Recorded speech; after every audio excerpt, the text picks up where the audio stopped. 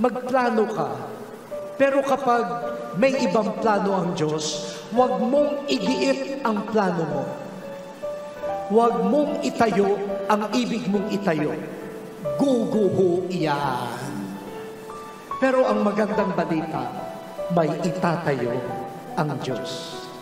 Maaaring hindi natin agad nauunawaan, pero sa takdang panahon, ang itatayo niya higit pa sa naiplano nating itayo.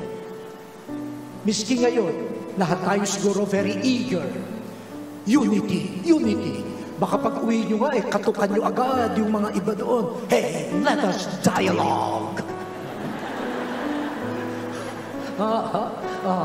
At baka meron kayong kapitbahay na hindi Katoliko o hindi Kristiyano, baka pilitin nga ninyo hey, come on!